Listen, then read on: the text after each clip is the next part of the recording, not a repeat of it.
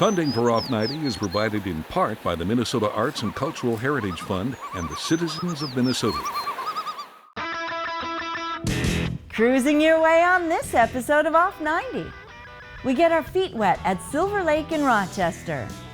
We visit an Austin artist who captures the essence of cities with his elaborate portraits. And come with us to Wabasha, where we visit a place dedicated to the welfare of eagles. It's all just ahead, Off 90.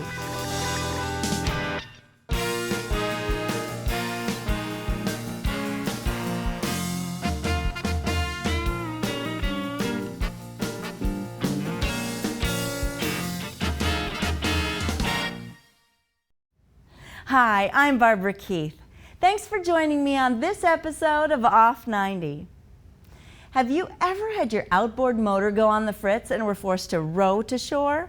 Well, some people in Rochester take to rowing like geese take to water. The rowers are members of the Rochester Rowing Club of Minnesota.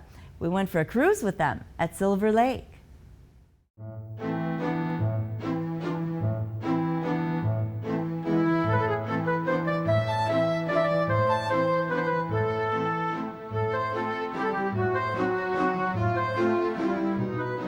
Rowing is just a very beautiful sport, and I like the serenity of being on the water and the peacefulness of being out there and kind of on your own. My name is Brian Little, and I'm the head coach and club manager of the Rochester Rowing Club.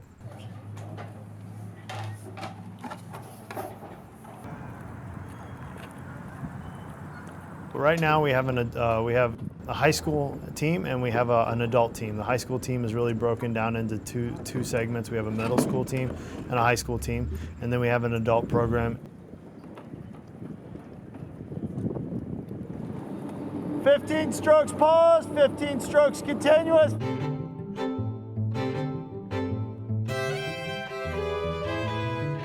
A rower is someone who is probably a masochist, to be honest, who enjoys pain but also enjoys the life, enjoys the water, someone who's driven to be on the water. So we're in the Midwest region. Our big regatta come spring is down in Cincinnati, Ohio at Harsha Lake, but we race teams all the way from Pittsburgh, Pennsylvania down to St. Louis. Our closest competitor is up in the Twin Cities, and then our next one is down in the Quad Cities down in Iowa. The scholastic teams, the school teams, are kind of in Chicago, Indiana, Ohio. I'm William Midtune, and I am part of the Rochester Rowing Club. My Aunt Amy, she rowed in college, and she's in love with the sport, and so when my mom was talking about me trying it out, my aunt also agreed with her and said that it would be a great idea. And I had a bunch of friends on the team, so I gave it a try, and it really stuck with me. It wasn't exactly just a team, it felt much more like a family and much more of a community that I could totally be myself in it. It's also very rewarding for hard work, and I like to work hard. Your feet are locked in and your butt sits on a slide, and so you move up and down on the slide, and you move up to the catch, which is putting the blade in the water and then driving it through the water, and then at the finish, when your legs are down, you release the blade and you bring it out of the water, and then you go up to take the next stroke to pry the boat through the water.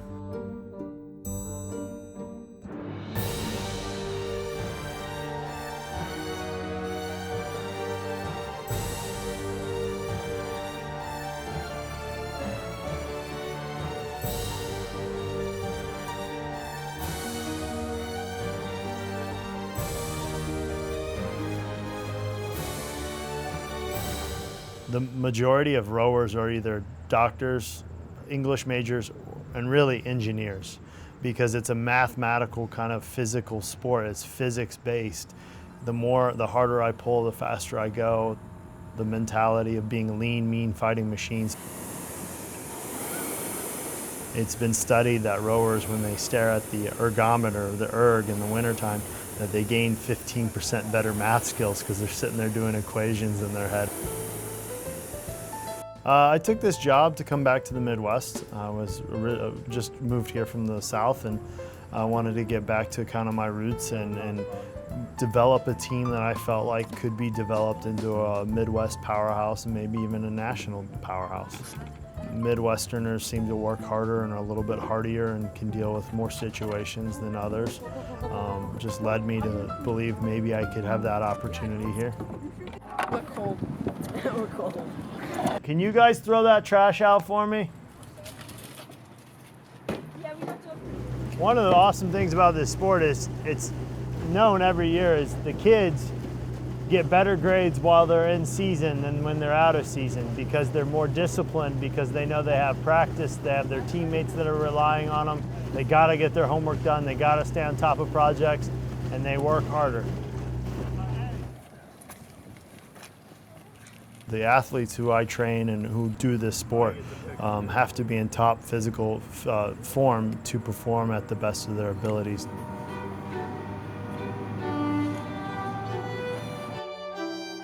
You know, rowing is a multifaceted of sports. It's combined. It's gymnastics, having the balance and ability to be in a boat that's maybe not just as wide as your hips and very shallow. Being a wrestler, having the ability to pry the oar through the water and propelling the boat through the water. Timing and rhythm are key to this sport. Timing, dancing. The endurance of a marathon runner. And the last thing is you gotta have the power and the drive, kind of like a weightlifter. The individual is prying the boat through the water, so it's kind of lifting the boat up and moving it along. It's a logistics kind of job. You have to think about things in advance. How are the kids getting practice? How are the kids getting home from practice? Do they have to be on time for dinner? What time is the trailer leaving? What time are the kids leaving for the race? How are we getting the kids there? Are we renting a van? Are we chartering a bus? Are we having the parents drive them? Split the shoulders in two, that's 1, 2, split the shoulders. The boats can go only as fastest as the slowest guy in them, so it's the ultimate, and I mean the ultimate team sport. If one guy is off rhythm or having a bad day or is not feeling good, it can affect the whole boat. I mean, teamwork is rowing. That's what the sport is all about. Unless you're in a single, you have, even if you're in a single, you have team members just cheering you on no matter what. In today's age where it's about the individual, it's about the self, how can I make myself better? To be selfish, to be committed to your other teammates to do this sport is unreal. And in today's generation, it's hard to find individuals like that.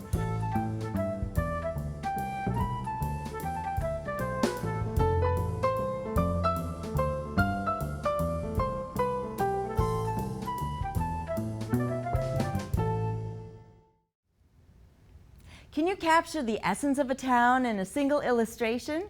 Austin artist Bruce Loeschen can with his elaborate portraits of American cities.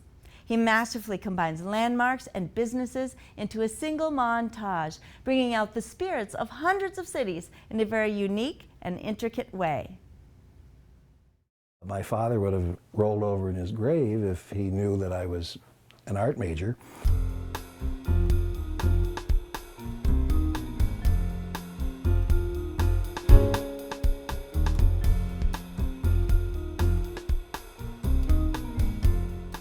My name is A. Bruce Loeschen, and I'm an illustrator.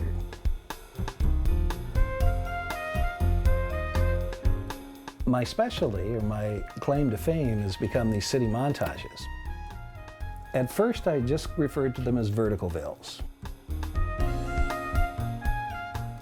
A collage is cut and paste, where you're bringing several things into a composition and gluing them together. So if it's all done in ink, it would be a montage. And montage means mono, one medium, and the tage, bringing it together, so you're creating several things into one thing in one medium. I've created more than 300 cities across the country.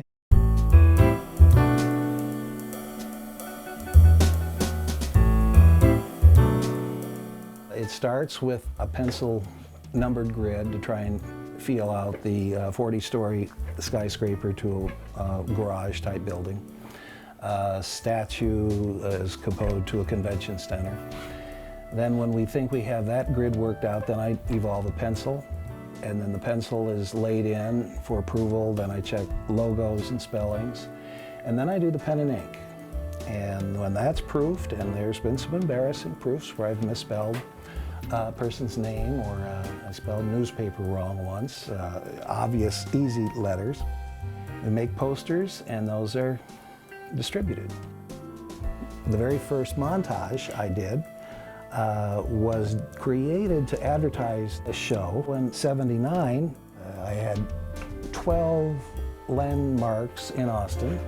So I had some made into posters, and during the show I sold out of posters. So thus was born a unique idea, a vertical veil montage.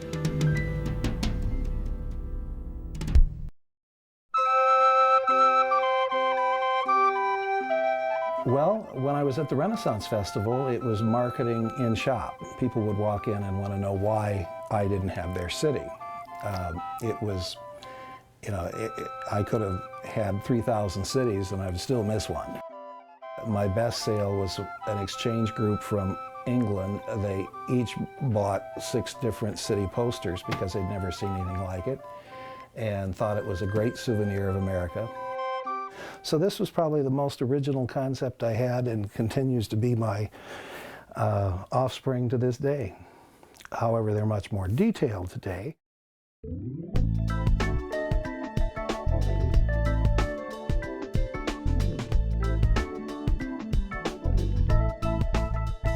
Ten years ago, I was approached by Community Creations, and they were trying to sell these aerial maps of towns. And wherever they went in Iowa that I had done a city, they'd point to my montage and say, well, and you can create a work like this, we might consider. So they couldn't sell any place, so they called me and said, would you work for us? And that doubled the profit, but it allowed me to stay home. So they would send me photographs, and then I would plot and do like my jigsaw puzzle and start a layout of each photograph is numbered, so then I'm trying to get a sense of tall buildings. These 3 things are the bridges across the river. This particular one will be Ottumwa, Iowa. With Community Creations, they do the contacts and it sells itself. One city chamber or a person sees Colorado Springs, how did you get that? They get in touch with Community Creations, and I have a website that I list all the cities that I currently have. When they picked me up, I was doing maybe 3 a year, and when I hit 12, 15, 16 a year, then that became their primary business. And last year was a record. I did about 24 cities. The original verbal contract with Community Creations was that half of the material had to be nonprofit or landmarks or character of the city. And that has evolved. In the business world, if they didn't buy an ad space, then it's not there. If I've never been to the town, I don't know what they're missing. And that becomes one of those great arguments of commercial art versus fine art. I really thought that I was creating fine art. It was my impression of the city, the portrait that I saw as an artist coming into it. To do Austin without the tallest church spire would not be my sense of a true portrait. So, yeah, in some ways I thought that I prostituted myself for the dollar, but it's fun to do, and I couldn't make the kind of hourly wage that I do on this anywhere in Austin. And yet, you know, certain commercial work is recognized later as being fine art.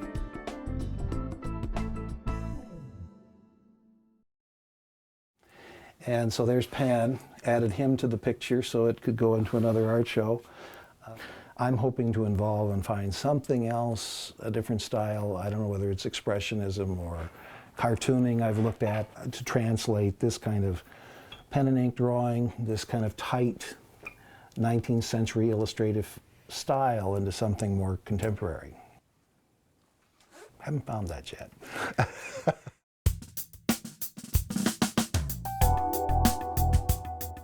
I was teased all the time of being the Waldo artist. So I had an old Volkswagen Beetle when I was starting, and curiously I don't anymore, but the Beetle still goes in every print. Somewhere hiding in the print so that my regular customers or people that's aware of it will look for that.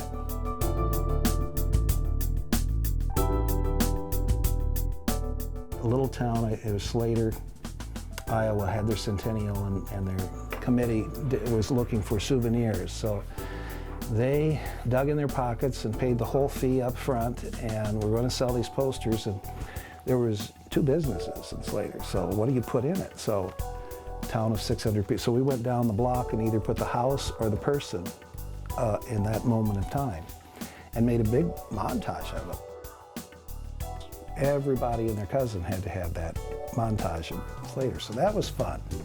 And probably the truest essence of what I was trying to do as a portrait. Well, you know, the company thinks this is going on forever. They hope I live forever. It's the golden goose, I think, but there are moods that there may be a day I'm saying I'm going to punch my time card in and go down and draw, and the hand just isn't doing what the brain tells it to do. So the beauty is I can walk away from it and do something else and keep it fresh.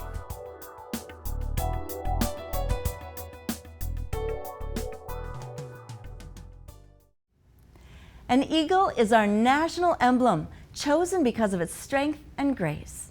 The National Eagle Center in Wabasha is dedicated to the welfare of these majestic creatures. Come with us to the National Eagle Center as we take a close look at these icons of freedom.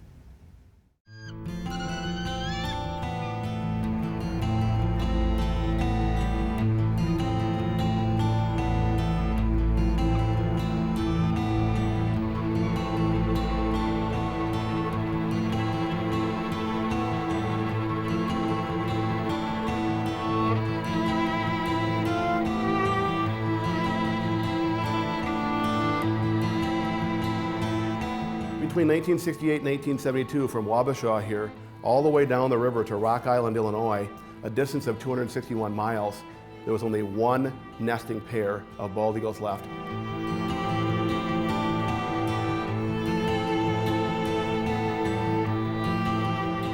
That same stretch of river that we now call the Upper Mississippi National Wildlife and Fish Refuge, today has over 313 nesting pairs of bald eagles.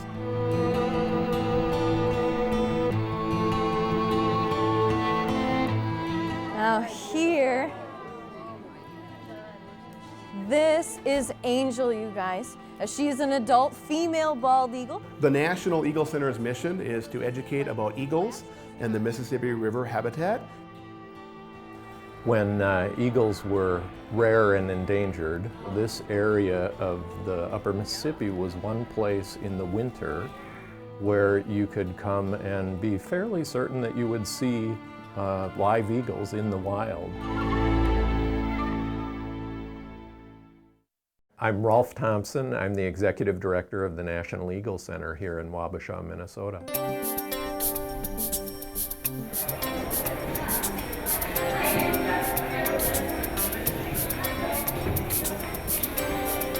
People in Wabasha realized that people were coming here to see this phenomenon because they couldn't see eagles anywhere else.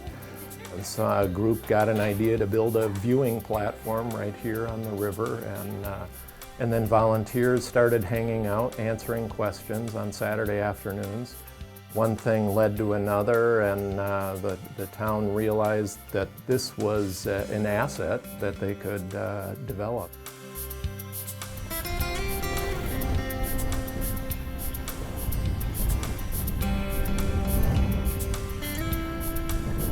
We have open water right outside our windows here all winter long. It's because of Lake Pepin.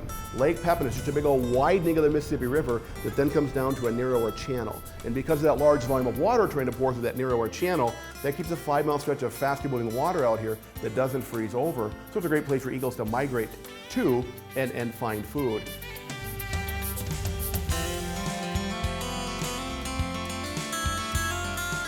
I'm Bill Dunn. I'm a volunteer at the National Eagle Center in Wabasha.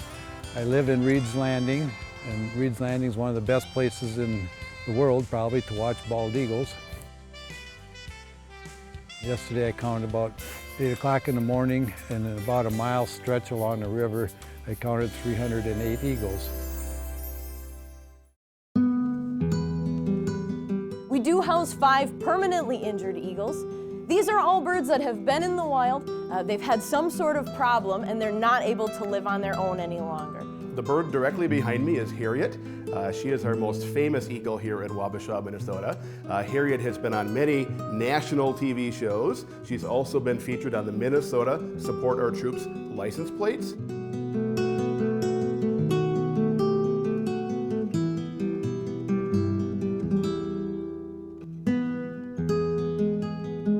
The bald eagle belongs to a family of eagles called the fish or sea eagle family.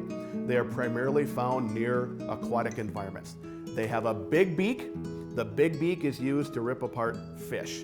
The golden eagle has a much smaller beak, a much smaller tool, because it's not feeding on fish, it's feeding on rabbits and squirrels that it can rip apart very easily apart with a smaller tool.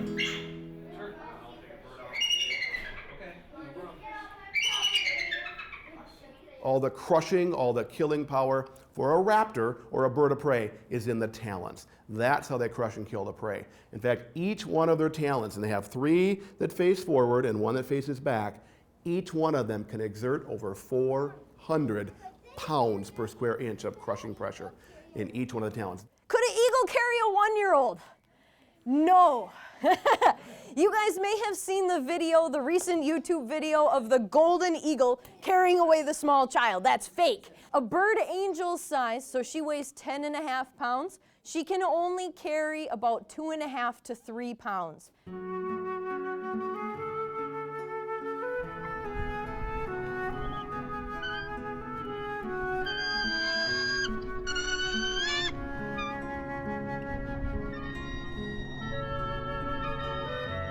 We say that eagles have a strong nest site fidelity, meaning they keep coming back to the same nest site year after year. And when they come back that nest, they're going to be working on the nest by adding material. If it's the first year, it's going to be 4, 5, 6 feet in diameter the first year and 1 to 2 feet high.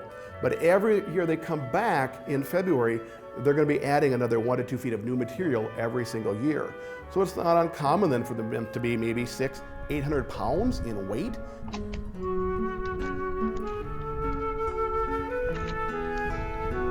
By putting branches in there year after year, that's basically telling the other partner that I'm a good provider, I can find nice sticks, and we can help work on this nest together, and that shows that there's a connection there. Most likely what is happening, the male is gathering all of these awesome pieces of branches, bringing them up to the nest, putting them how he wants them, and she will rearrange everything.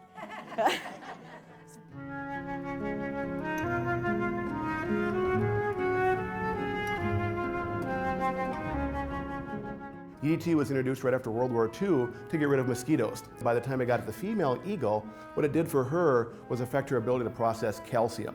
Because of that calcium interference, when she went to lay her eggs, they were often deformed or so thin and deformed that when she went to incubate her own eggs, she was crushing them under her own weight. And that's why we came so close to losing the eagle.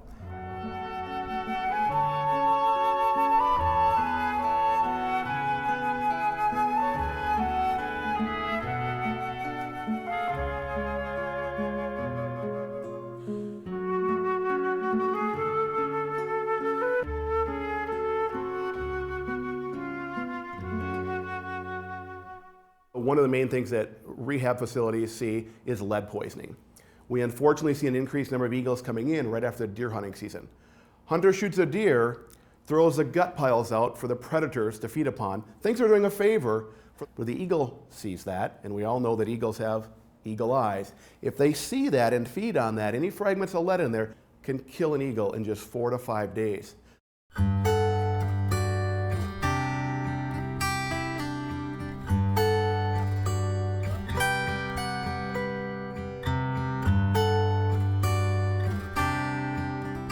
I think we've been attracted to eagles for eons, literally, as long as humans and eagles have been around seeing each other. We've been attracted to them. I think because they're such a, imagine seeing a bald eagle with that beautiful white head and tail against a beautiful blue sky. I mean, that's an image that you just never forget. It's such a high-flying bird. It has such stern-looking look to it that it just seems like it's going to be tough and defend our country. It just has that look to it. But it also has such beautiful eyes that you can just look into. We've brought the eagle back from the brink of extinction, and we're celebrating that. But at the same time, we also have to realize there's so many other creatures that still need our attention and respect. They may not be our national emblem. They may not be quite as good looking as an eagle, but you know what? They still deserve their place in that environment. We need to work to protect those creatures as well. The eagle can't survive in that environment out there by itself. There's a whole food chain. There's a whole web of life out there that it's incorporated into.